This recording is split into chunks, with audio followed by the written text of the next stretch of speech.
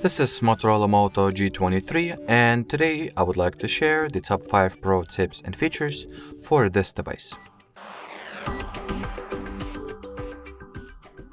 So to begin with, I'm going to demonstrate that you can set up the fingerprint recognition method. So in order to do that, launch settings, onwards enter the security category, then tap at the face and fingerprint unlock. Choose the backup method you would like to go alongside fingerprint recognition.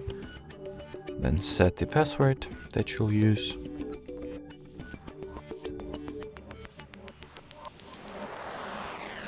In here, tap at the fingerprint, more, I agree. And now you can start enrolling and scanning your fingerprint by laying and lifting it onto the sensor you have at the side power keys. So do that until the entire surface gets filled with blue color instead of gray. Slightly rotate the finger each time you scan it. So I've successfully enrolled my fingerprint. Now I can test it out and see how well it works. As you can see, the screen gets unlocked without any issues. If I'll try using another finger, it will not work. Alrighty, so the next option I wanted to share with you, the next two options actually, you can find at the display category. The first one is called display refresh rate. It allows you to set its value to 60 and 90 Hz respectively.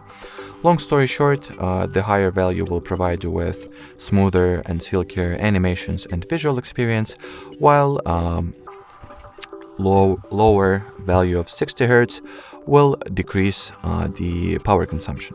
You can also set this value to be automatic, so the system will switch the value from 60 to 90 and vice versa, and choose the best value for each particular scenario that you are currently in. The next option, as I've already promised, is going to also be at the display category. It is called the Ambient Display, or it is actually better known by the name of Always On Display. So you can turn it on by enabling this toggle. And now let's see how it looks like.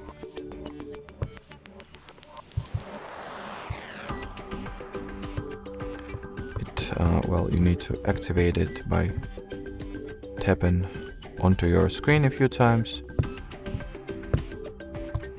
Somewhere in here, I would assume. Alrighty, so for some reason it does not show itself, which is actually a very uncommon thing to happen.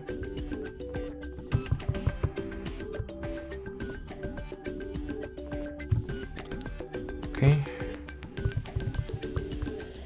let's perhaps wait a little bit and see whether it will reveal itself or not.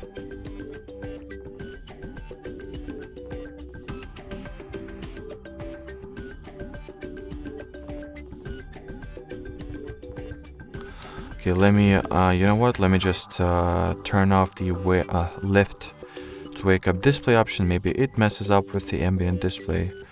I would assume it might be the case. Alrighty, yep, so you probably will have to turn off the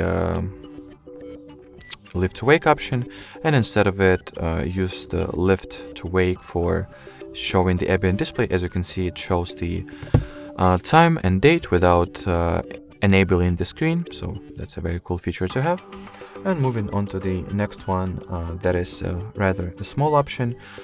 So in order to enable it, you'll need to go into battery category and switch on the battery percentage toggle. And as you can see, it results in the battery percentage being visible at the status bar right next to the battery icon itself. And finally, moving on to the last tip for today. It is actually a very useful one, which allows you to slightly boost your system performance.